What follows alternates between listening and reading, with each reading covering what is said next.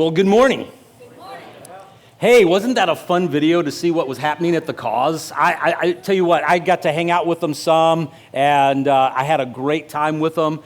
They did so many amazing things just in terms of serving the community and serving one another. Saw a lot of growth in them throughout the week. If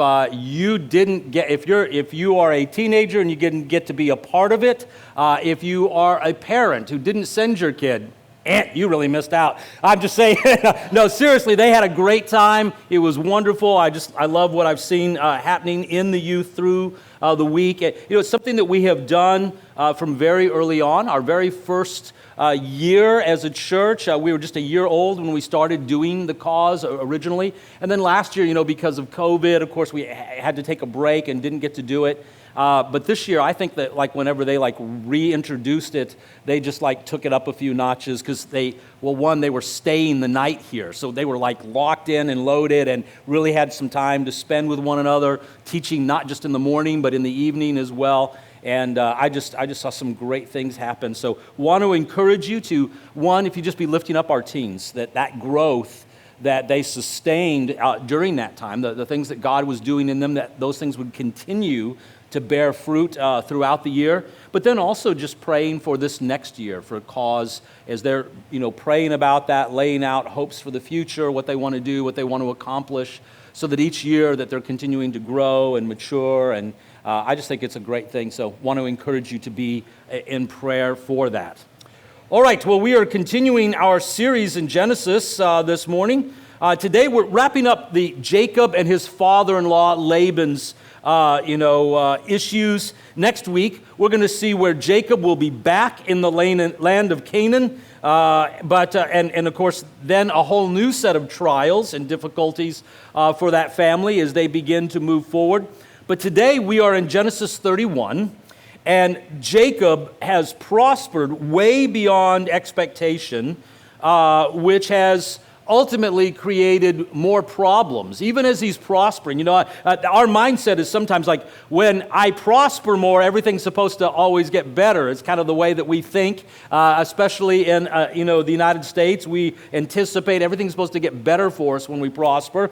But with reality of his prospering, there's all kinds of new challenges that have entered his life. In particular, the greater problems are because of his uncle's, father-in-law, Laban, who has also prospered, but not in the same way. In other words, Laban has been prospering because of Jacob, but not to the same degree as Jacob. He's prospering, but he is prospering by addition, whereas Jacob is prospering by multiplication. And in that process, I know this is probably shocking to you that a father-in-law could be jealous of his son-in-law for doing better than him. I probably never would happen in your family, but it happens in this family. And also Laban's sons, they are murmuring against Jacob. They're upset with him because they see his increase and they don't like it. Jealous of their sisters, jealous of him. And in the long run, what's happened is that Laban is developing what could only be described as a seething contempt for his son-in-law. Whenever it is beginning to ooze from the pores and the being of who you are, that you so dislike this person that you're in relationship with, that you're tied to, and yet you just can't seem to say a nice thing, see a nice thing. Everything is just an utter sense of contempt.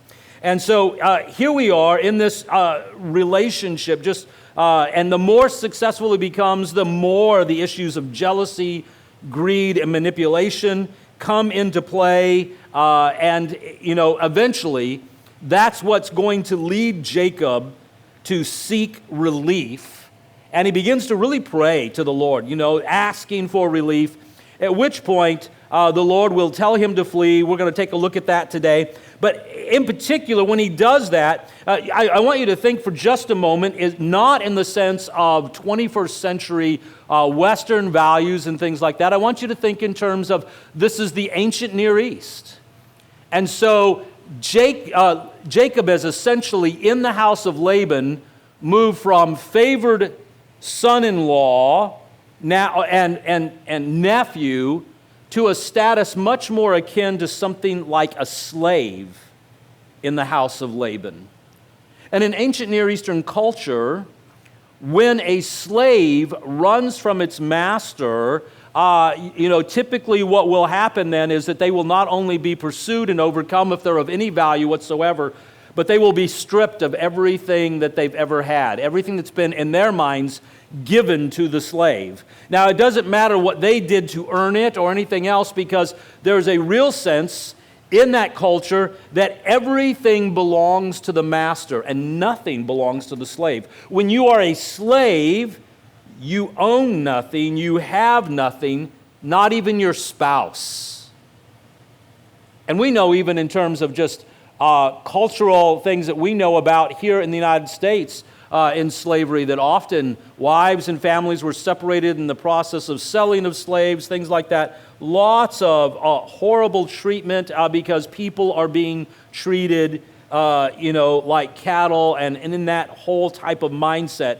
It's nothing like you and I would think of someone just simply leaving maybe an oppressive job, a difficult workspace, or even just running away from family. This is a whole nother level. So with that in mind, we're going to be in Genesis chapter 31 this morning, Genesis chapter 31.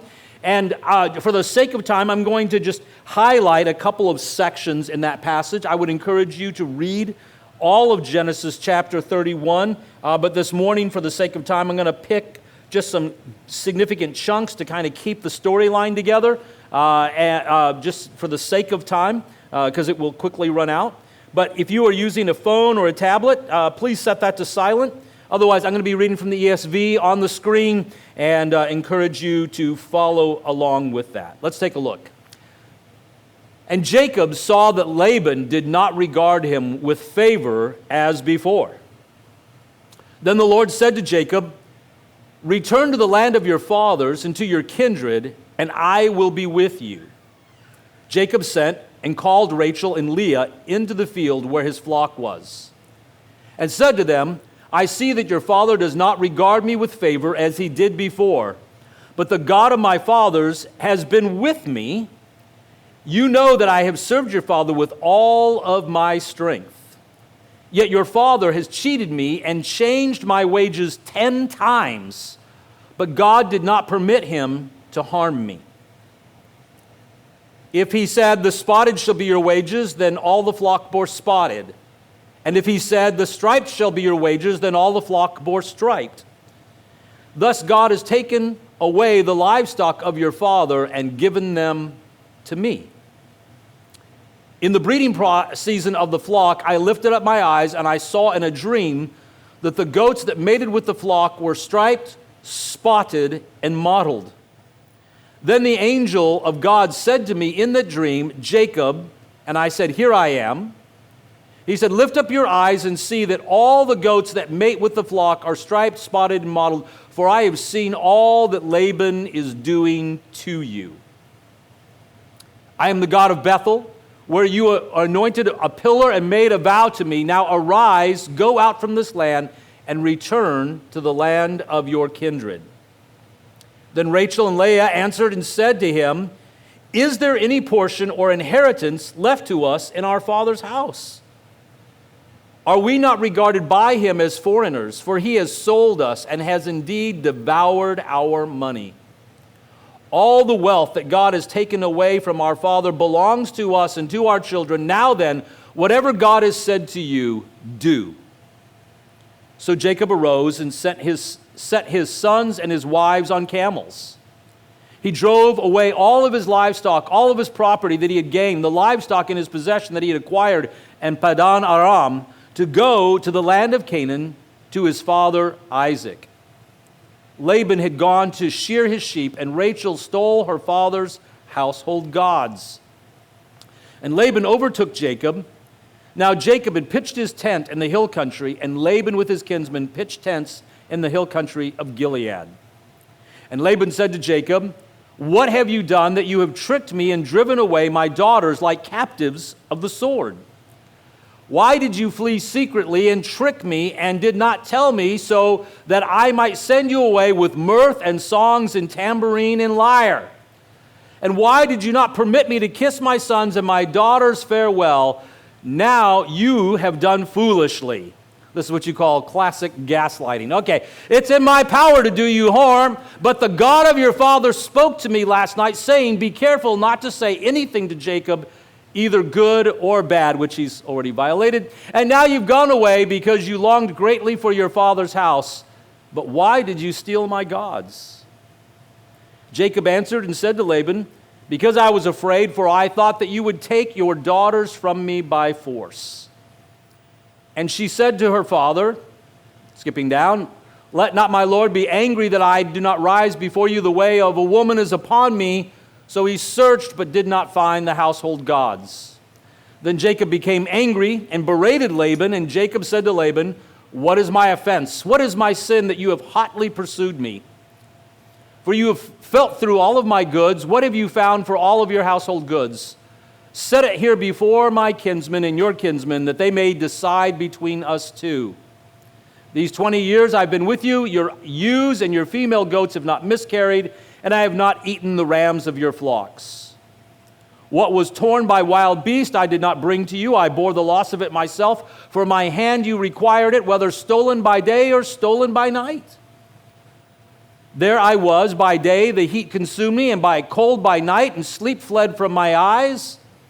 These 20 years I have been in your house. I served you 14 years for your 2 daughters, and 6 years for your flock, and you have changed my wages 10 times.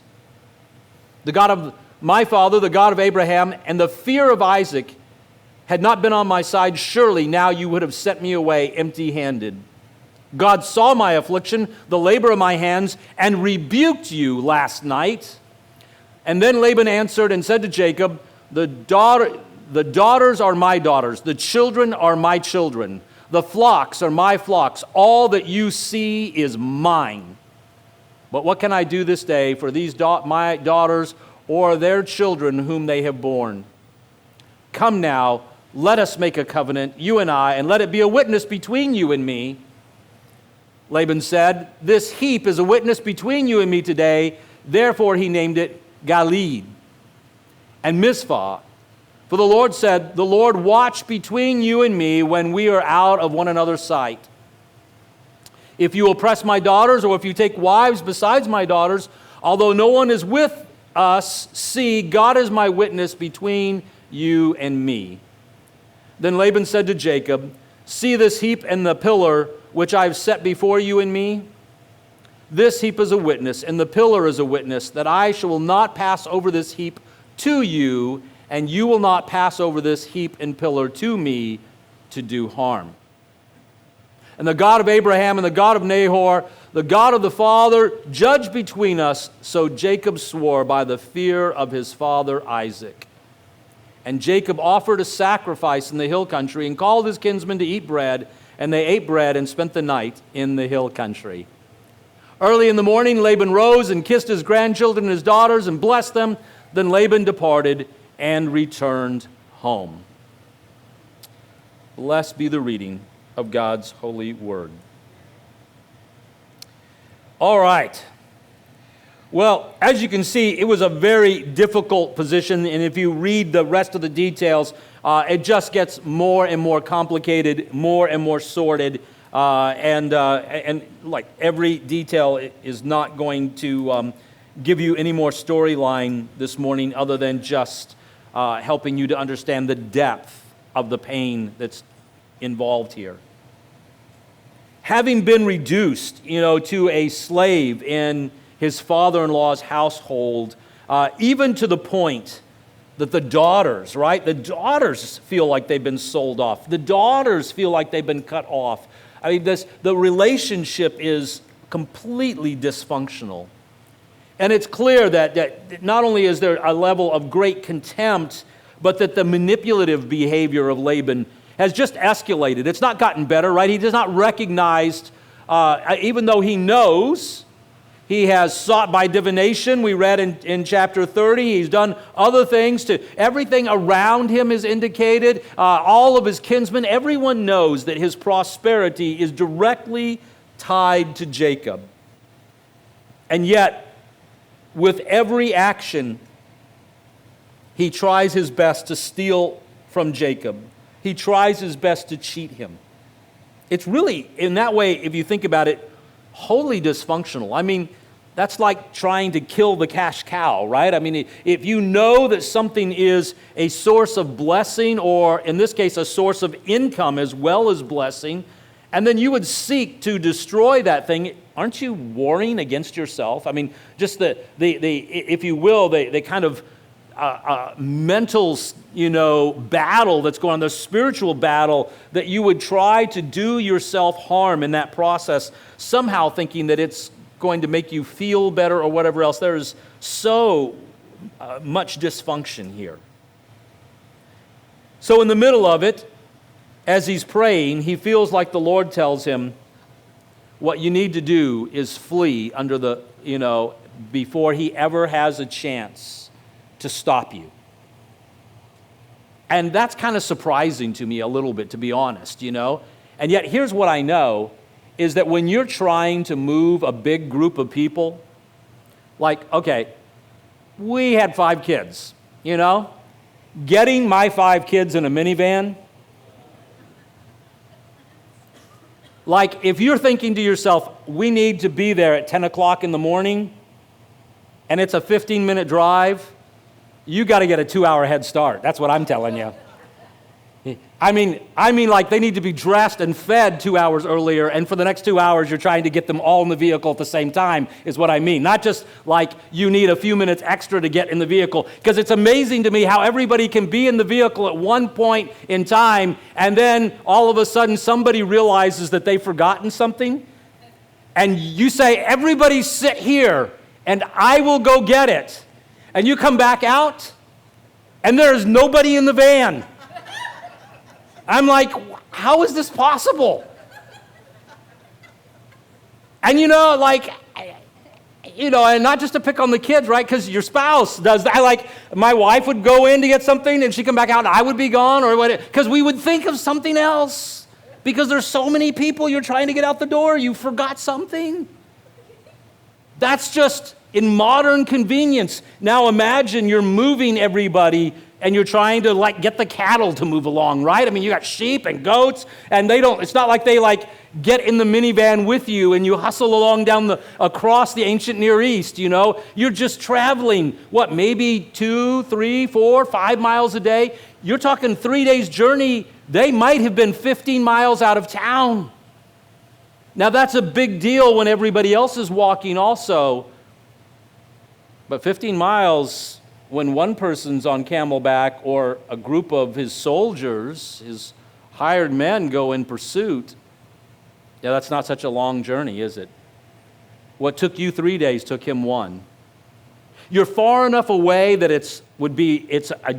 there's a real sense of inconvenience to Laban at this point. You're not so far away that he couldn't make your life miserable. But they flee, and by getting that jump on him, and then as he realizes what has happened, when he finally, it dawns on him, because remember, he's even put his flocks 3 days away from Jacob's flocks, just so that Jacob doesn't know how he's ripping him off, even though, come on, man. So in the middle of all of this, he realizes, and then he starts his pursuit. It takes him a while to catch up. And in that time, God speaks to him and says, don't touch him. Don't even say anything to him. And you can see how difficult this is for this guy, because throughout that passage, he's reminding him, everything you have is mine. Right? I mean, he says it like 3 times. He keeps saying, yeah, God said for me not to say anything to you, good or bad, but I can't help myself. That's what it's like he's saying. I mean, he doesn't say it, but that's exactly, because then he goes on to count in all the ways that everything you have is mine. He is justifying himself in front of those that have come with him. He's justifying himself but really what he's saying in all of this is, if I wanted to, I could take it from you. And the only thing restraining me is the fear of God. And this guy, he does know the Lord. But can I point out that he also has household gods? In other words, he's syncretistic, right? He's like the guy who says, oh, I love Jesus, and is up in the morning reading the newspaper so he can get his horoscope. Who do you really trust? Clearly, really not God.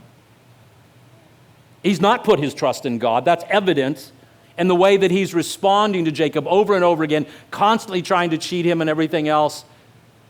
The truth is, he's just trying to cover all of his bases, right? It's kind of a CYA approach, like, well, I'll pray to this God, and I'll pray to everybody's gods. You know what? You got a God? I'll pray to that God too, You want me to give something, give money, do whatever? That is the culture of the superstitious. It's commonly a culture in our country, come to think of it, even though we would say, as Americans, we're not superstitious, and yet, there is no lack of Lucky Charms, and whether it's cereal or actually a rabbit's foot, which doesn't seem very lucky for the rabbit. Just a thought. But we have this tendency. We have all kinds of superstition. And in fact, here's the thing I've discovered is the less a person walks with God, the more superstitious they will be while claiming to be maybe even agnostic or atheist or whatever else, then they feel the need to cover all of their bases.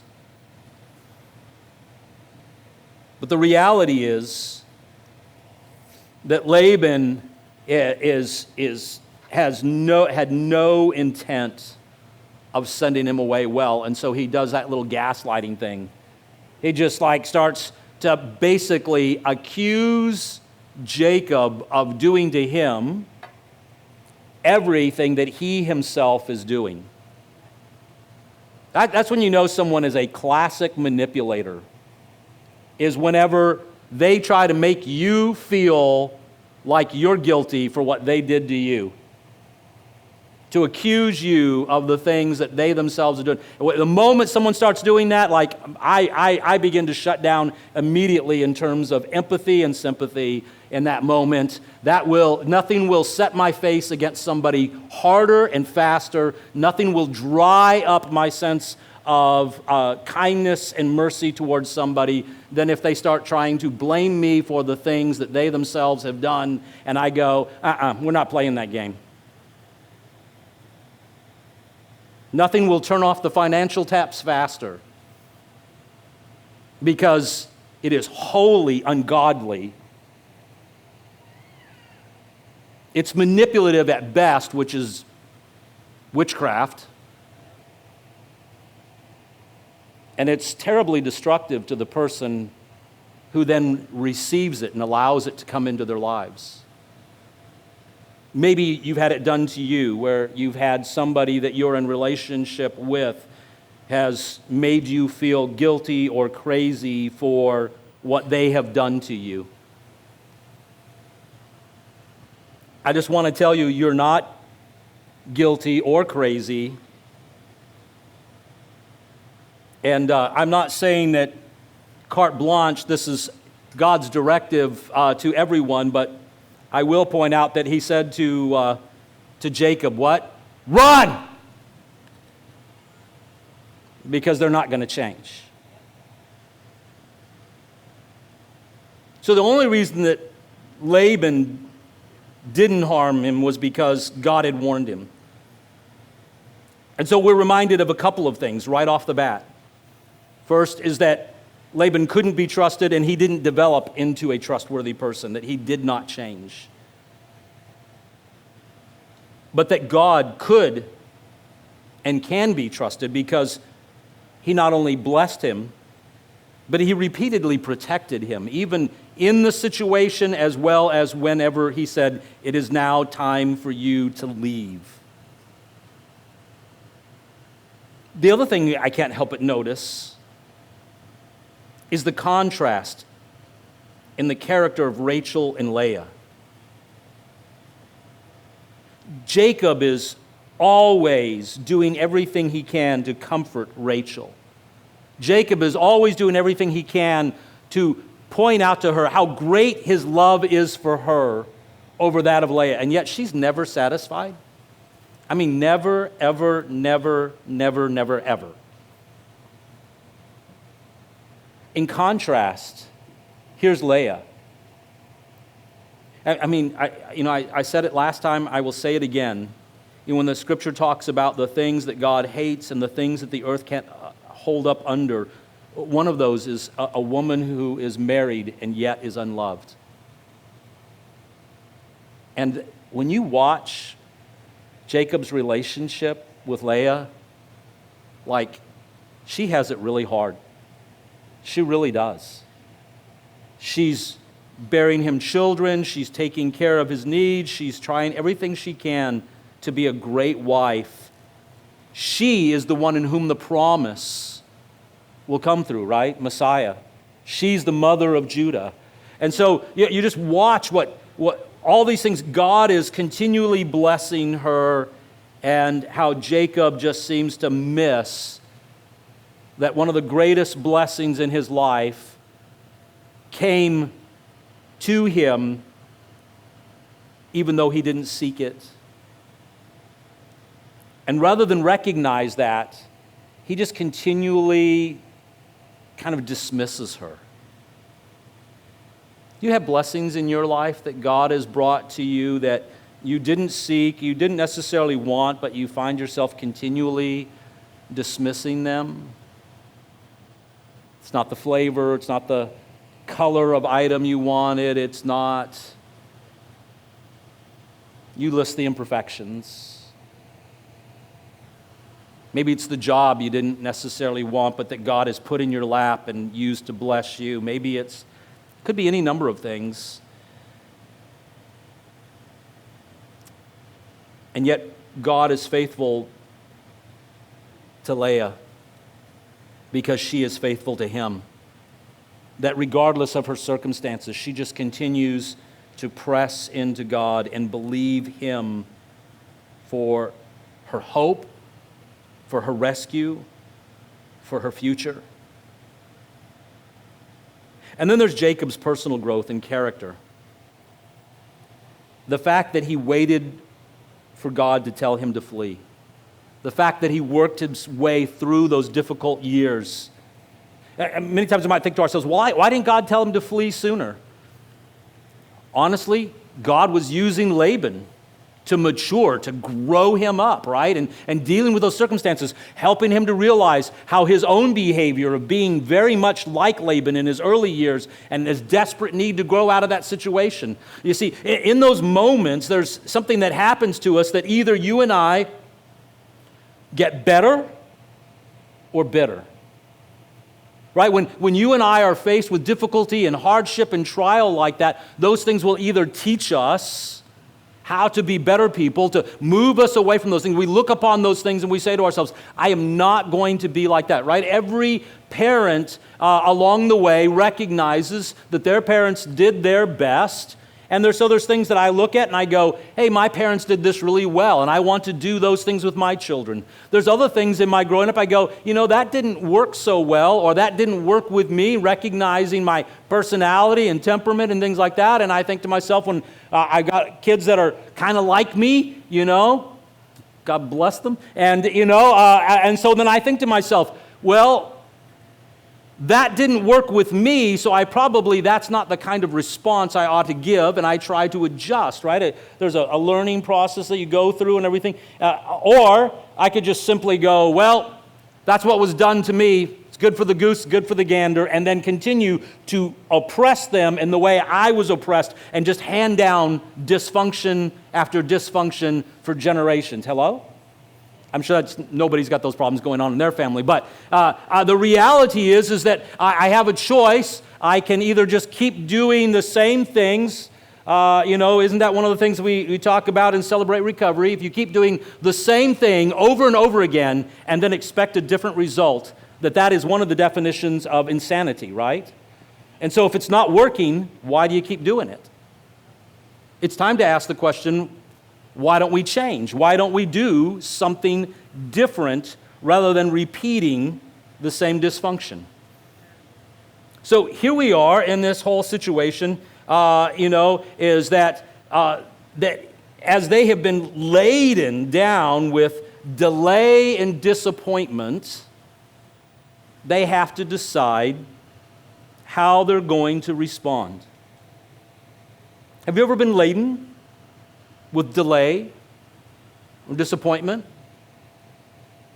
Maybe it was you were in pursuit of a degree, and then life circumstances, an unexpected pregnancy, and now I've got to change my schedule. Now I need to work more, and I've got to go to school part-time instead of full-time. Or maybe it's the promotion that you've been working hard for.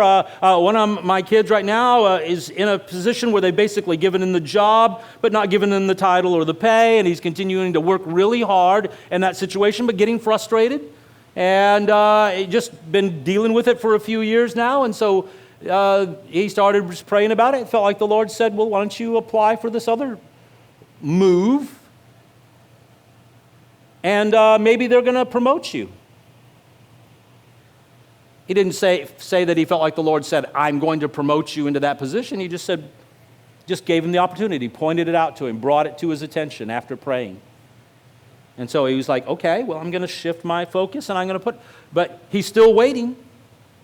When you're waiting and you know that you should have gotten that promotion, how do you respond? What about the award in school that you earned but someone else received? Because nobody noticed. Or maybe the person who did notice didn't like you. Maybe the bonus that was promised and not delivered. Maybe a proposal of marriage that hasn't materialized. You've been in a long-term relationship and find yourself just still waiting for that moment and wondering, have I wasted my time? Should I go ahead? Should I end this relationship? I've invested so much in it.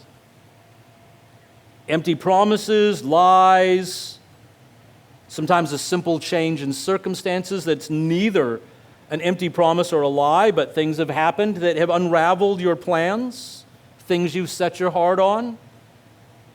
Jacob's entire time in Laban's household was like that. 10 times his wages were changed in the course of 20 years, obviously not in his benefit.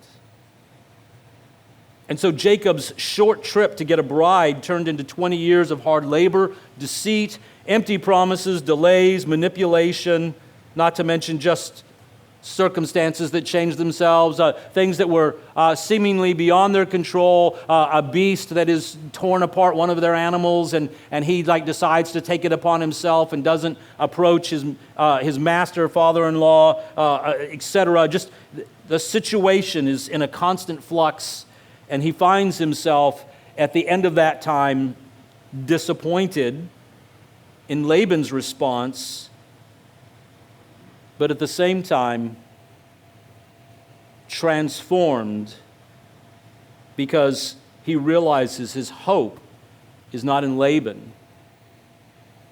His reward is not in Laban. That it is God who is the ultimate one who blesses him, who cares for him. And so he looks at his circumstances as unfortunate, but he looks on the blessings of God as being very real and does not discount them because of his oppression. Do you know, oftentimes when people are powerless to change their situation, nothing brings out the worst in them than that. Often those who are powerless become exactly like those who dominate them. It's one of the things that we've seen throughout history, even in different times. If you think about the French storming of the Bastille and all that all happened. Why? Because of the oppression that the people, the average person, was suffering under the hands of those who were of means, the patriot. But at the same time, the issues that developed, they went about and just started executing people left and right.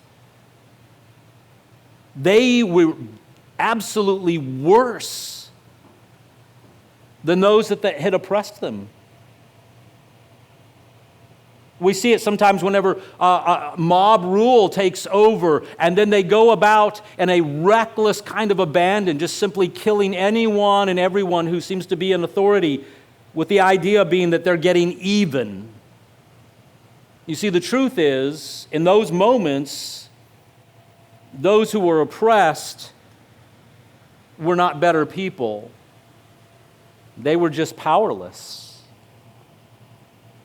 If in a situation where you have been oppressed or denied something, if the moment that you have means, power, money, opportunity, you will do the exact same thing that was done to you, stop kidding yourself. You're not any different. You're just powerless. If your thought is that the first chance you get, you'll get even, you're not any different than your oppressor. You have the same problem. You might even be worse. Because the moment you get the opportunity, we'll find out exactly who you are. In the moment where Jacob has means and wealth, he seeks the Lord, and then he does as the Lord says, and he puts his trust completely in God. But watch the behavior of Rachel.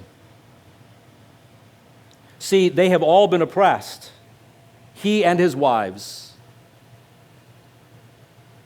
And there's a significant difference between the behavior of Jacob and Leah from that of Rachel. Rachel seizes the household gods, not to worship them, but because she saw that they were worth wealth. They were valuable materials. And she said it herself. He's stolen from us. That's ours. And we deserve it. Oftentimes when people have been stolen, cheated from, deceived, they will then develop a habit of justifying to themselves a sort of tax and penalty due them in suffering. People do it all the time in the job they don't like, right? They begin to steal pencils, take shortcuts, give themselves a little padding, 15 minutes here, 45 minutes there, longer lunches and everything, and they're justifying all the time to themselves, I deserve it. If they only knew what I was worth, I'd be getting paid more. If they only knew what I was worth, they'd be giving me these pencils. They'd be buying me these things. And they begin to justify to themselves. And in those moments when you're justifying that to yourself, remember, you're behaving just like your oppressor. You are not any better. And in a court of law, it won't stand up. If you get caught, they'll call it stealing. You know why? Because it's stealing. But they just want what's due them. Stealing. See, character, who we are deep down inside, is not discovered when everything is going well. It's actually discovered when everything isn't going well, right? I mean, it's easy to be good when no one's harassing you. It's easy to be kind when no one's cut you off. It's easy to be generous when you have plenty of time. It's a whole other thing when you are under duress, when someone is escalating, when their voice is rising, when their fists are doubling, when the accusations are coming.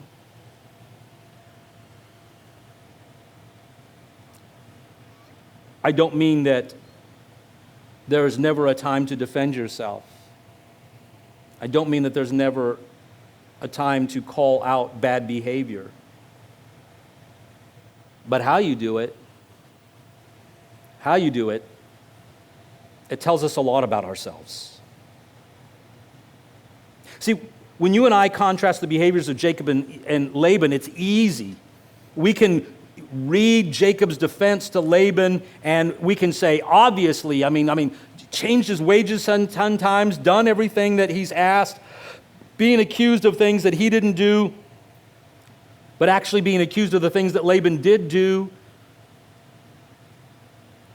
it's easy for us to look at that and say how things should have been different. And you and I can easily discern that Jacob's in the right and Laban's in the wrong, and that Jacob is showing restraint and character and all those kinds of things, because you and I get to read 20 years in 4 pages. It's another thing when it's your 20 years and it's not 4 pages. It's 20 years and you're working through it. And like I said, Leah, when we look at her behavior, in the face of all these things and how she continues to be a blessing to her husband. And then we look at Rachel and how Rachel, even though she defended her husband and aided in the escape just like her sister Leah, her willingness to do things in order to get what she wanted, she lies to her father and sits on the things and says, "Oh, I'm having my monthly period. I can't get up right now. I'm sitting on a pile of rags. I can't help myself." And just to lie to him so that, but do you know what Jacob's response was when Laban was looking for his gods? He said, "Most certainly I've never taken anything from you. I wouldn't take anything from you. In fact, if anyone in my household has taken anything from you, then let that person be put to death." Wow, what a contrast between the attitude of Rachel and the attitude of Jacob, right? And Leah's right there in the same means. So Rachel, despite her having every advantage, she apparently is the pretty one. She's the one who gets all the attention and favor, and yet still somehow all she can see is how she's cheated, how she's oppressed, and how she's going to get her tax. She's going to take what she feels she deserves, and she feels justified in doing it. All in the same household. All with the same husband. Completely different way of experiencing it. It's an important contrast for you and I to look at those things and to recognize how that you and I could be on either side, the bitter or the better. Proverbs 13 says it this way. It says, "Hope deferred makes the heart sick, but desire fulfilled is a tree of life." Meaning when you and I have no reason to hope, when hope is continually put off and off and off and off, that we do become sick of heart.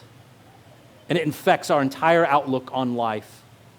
It begins to leak out of who we are and how we respond to the things in life around us. But then, you and I can look at Jacob and Leah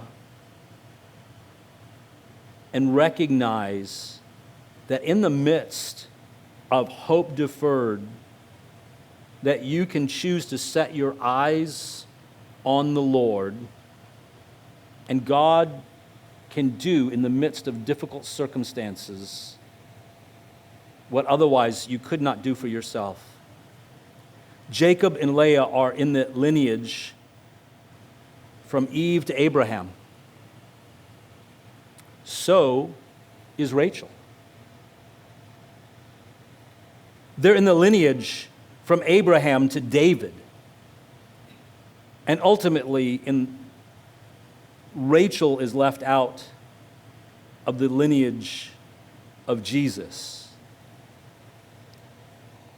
Here's the thing. In that process of God bringing about what He'd promised, there are times of trial and hardship and difficulty that comes to every single person in that lineage.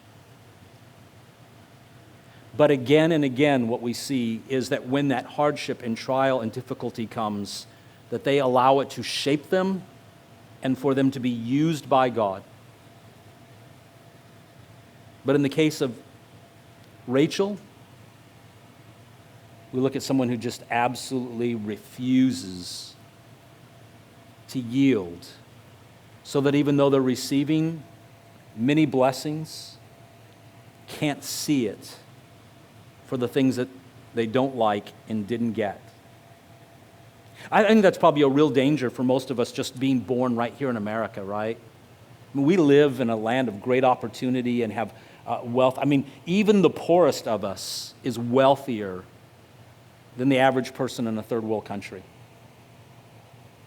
I mean, if you are in America and on food stamps, you live better than 90% of people on the continent of Africa. I mean, just let that sink in for just a moment. And it's really easy for you and I in the midst of all that blessing to see what we're not getting. Especially if you turn on the TV for very long, right? And they're driving Ferraris and have nice special, expensive coats and things. And we've even got TV preachers who have, $500 tennis shoes on and things like that. And we get this idea sometimes that we're being cut out, left out, instead of recognizing the blessings that we have. Maybe we're not getting the blessing we want. We got a Leah instead of a Rachel. And we miss what God is doing in our lives. When you and I submit ourselves to God, we don't escape every hardship. But God uses all those things for your good. It doesn't say everything is good. He uses all those things for your good, and that includes your hardships, to transform you. He never wastes a hurt. And through that experience, we can become more like God in our character, in our desires, in our wants, in our treatment of others, or we can be bitter. We choose to grow, then the challenges will not only shape this life, but will prepare us even for what life together means in the future. To understand that the heart of God and to experience fullness in the kingdom, what we call heaven. But see, heaven's not just people sitting around on clouds and playing harps and stuff like that, right? It's you and I living under the work and reign of God in an environment where God's will is done perfectly all the time, where people live and work with fruitfulness of God and their labors are not in vain, where we work and live in harmony with God. Who knows what other grand adventures lie in store for us on the other side? So much bigger and more amazing than the picture of us sitting around on a cloud, butt naked, strumming on a harp, which sounds a lot more like hell to me, I'll just be honest, but yeah. And isn't even in the scripture. It's not there. So bitter or better, getting through this life, hope deferred might make the heart grow sick. Delay and disappointment, they can seem to rule your day, but the question is that what do you choose in the middle of that? How do you and I respond to a God who we believe is good, even when life isn't, is really the question of the day. What does blessing actually look like as opposed to what you want to make it? Let's stand together, shall we? We hope you enjoyed worshiping with us. If you would like more info about any of the ministry opportunities or to stay connected, please visit myvineyard.church. If you're watching us on YouTube, stay up to date with us by subscribing and hitting the notification bell. You can also connect to us through Facebook or Instagram. God bless and stay safe. We'll see you next week.